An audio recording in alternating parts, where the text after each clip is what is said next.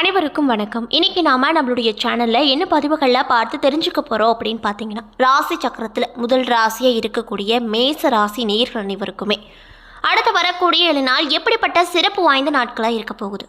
முக்கியமாக நீங்கள் இந்த காலகட்டத்தில் என்ன செய்யணும், என்ன செய்யக்கூடாது, ஏதாவது கெடுபலன் நடக்க இருந்தால் அதிலிருந்து விடுபட நீங்கள் என்ன மாதிரி விஷயத்த பரிகாரமாக இந்த காலகட்டத்தில் செய்யணும் அப்படிங்கிறத பற்றி தாங்க நம்ம இன்றைக்கி இந்த வீடியோ பதிவுகளில் முழுமையாக பார்த்து தெரிஞ்சுக்க போகிறோம்.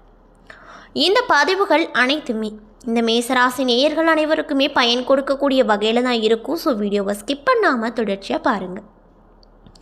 மேலும் மேசராசி நேயர்கள் யாராவது உங்களுக்கு தெரிஞ்சவங்களாக இருந்தால் மறக்காமல் அவங்களுக்கு இந்த வீடியோவை ஷேர் பண்ணிவிடுங்க.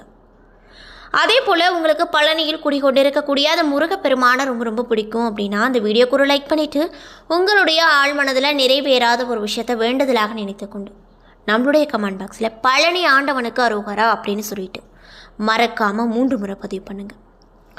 நீங்கள் இந்த தருணத்தில் அந்த முருகப்பெருமானை நினைத்து இப்படி ஒரு விஷயம் செய்யும்போது கண்டிப்பாக நீங்கள் என்ன விஷயம்லாம் நடக்கணும்னு சொல்லி வேண்டுதலாக நினைத்தீங்களோ அந்த விஷயங்கள் அனைத்தையுமே அவர் கூடிய விரைவில் நடத்தி வைப்பார். ஸோ நம்பிக்கையோடு அந்த ஒரு விஷயத்தை செஞ்சு பாருங்க. அதுக்கு முன்னாடி நீங்கள் இப்போ தான் நம்ம சேனலை முதல் முறையாக பார்க்குற மாதிரி இருந்தால் மறக்காமல் சப்ஸ்கிரைப் பண்ணிவிட்டு கீழே இருக்கும் பெல் ஐக்கானையும் மறக்காமல் கிளிக் பண்ணுங்கள். அப்போ தான் நம்ம சேனலில் போடுற ஒவ்வொரு வீடியோவுமே உங்களுக்கு நோட்டிஃபிகேஷன் மூலியமாக உடனுக்குடனே வந்து சேரும். ஸோ இப்போ வாங்க நம்ம வீடியோக்குள்ளே போகலாம். ஸ்ரீ வாராகி அம்மன் ஜோதிட நிலையத்தில் உங்களுடைய பிரச்சனைகள் எதுவாக இருந்தாலுமே அதற்கு உடனடியாக அவர்களிடம் தேர்வு செய்யப்படுதுங்க. அது மட்டும் இல்லாமல் இவங்க நிறைய ஆக்டர்ஸ்க்குமே ஜோதிடம் பார்த்துருக்காங்க. அந்தளவுக்கு ரொம்பவும் ஃபேமஸ் ஆனவங்க கூட.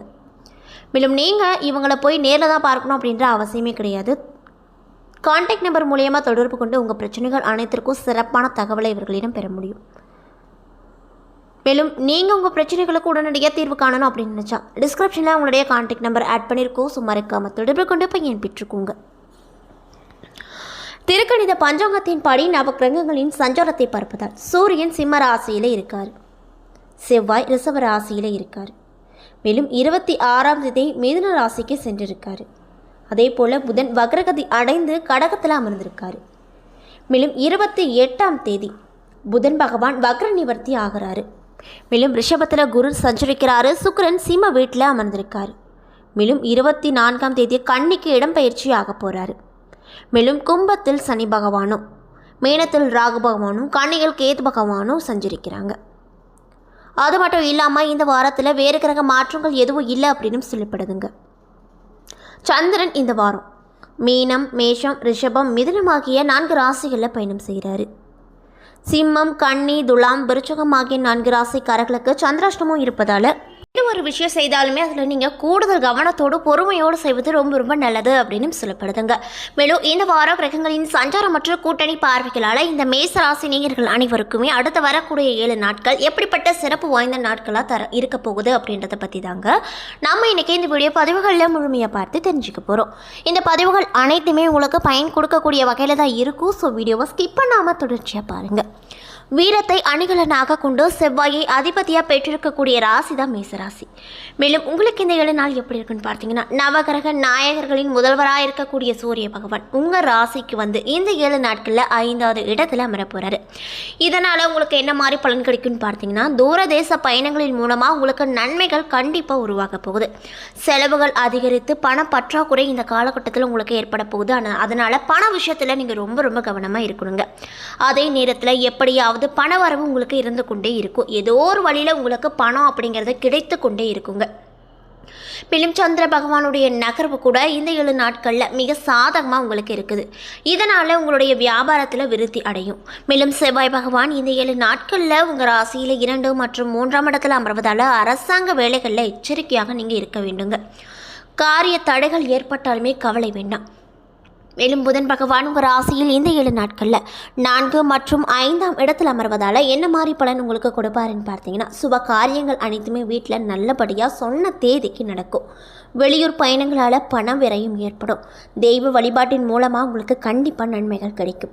மேலும் குரு பகவான் உங்கள் ராசியில் இந்த 7 நாட்களில் 2வது இடத்தில் அமர்வதால் மங்கள காரியங்களுக்காக நீங்கள் செலவு செய்து மகிழ்ச்சியாக காணப்படுவீங்க.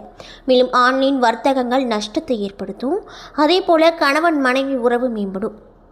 மேலும் சுக்கிர பகவான் உங்கள் ராசியில் இந்த 7 நாட்களில் 5 மற்றும் 6ஆம் இடத்தில் அமர்வதால் குடும்பத்தில் பிரச்சனை ஏற்பட்டு குழப்பம் அடைவீங்க.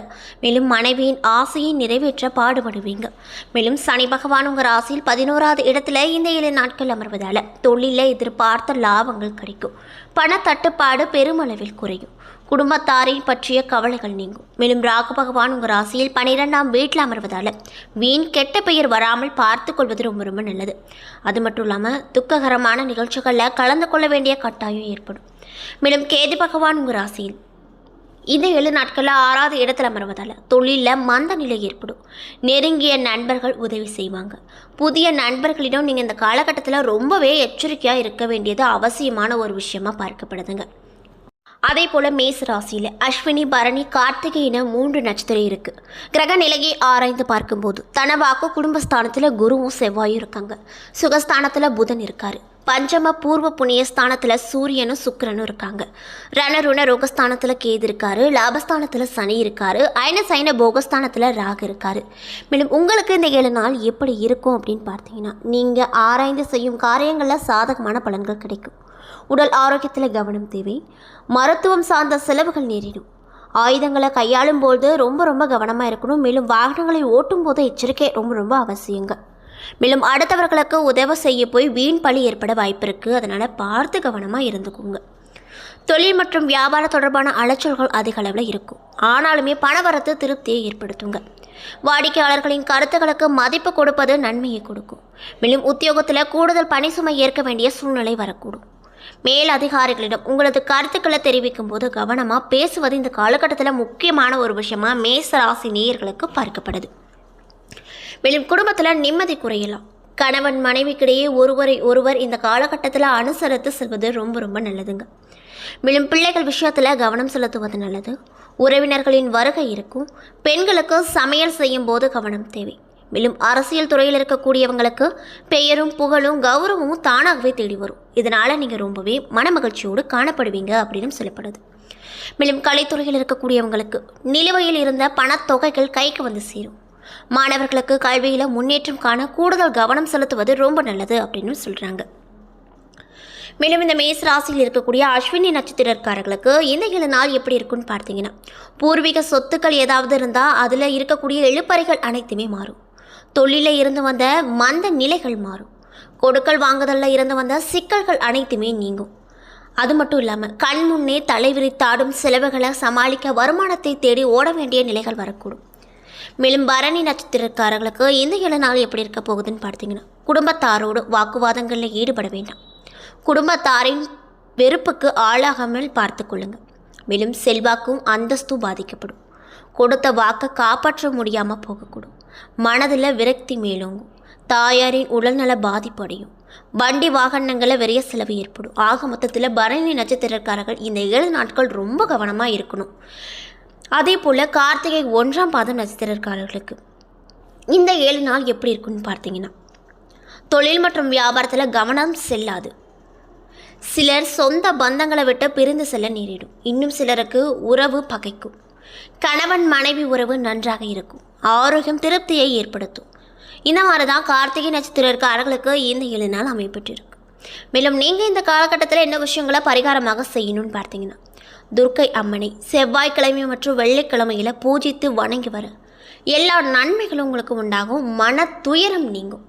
ஸோ நீங்கள் மேசராசி நேயர்களாக இருந்தால் மறக்காமல் இந்த ஒரு விஷயத்தை பரிகாரமாக செஞ்சு பாருங்கள். முக்கியமாக இந்த 7 நாட்களில் கண்டிப்பாக நல்ல பலனை அந்த துர்க்கை அம்மன் உங்களுக்கு கூடிய விரைவில் கொடுப்பாங்க.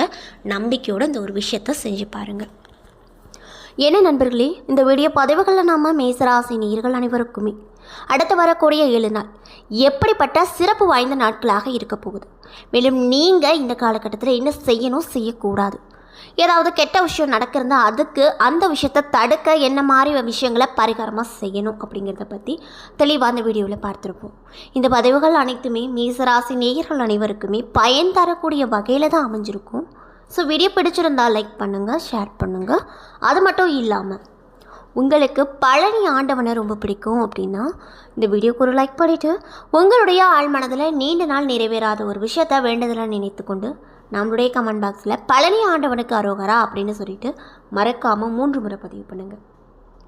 நீங்கள் இந்த தருணத்தில் அவரை நினைத்து இப்படி ஒரு விஷயம் செய்யும்போது கண்டிப்பாக நீங்கள் உங்களுடைய ஆள் மனதில் என்ன விஷயம்லாம் நடக்கணும்னு சொல்லி வேண்டுதல் வைத்தீங்களோ அந்த விஷயங்கள் அனைத்தையுமே இந்த முருகப்பெருமான் நடத்தி வைப்பார். நம்பிக்கையோடு இந்த ஒரு விஷயத்தை செஞ்சு பாருங்கள். நன்றி.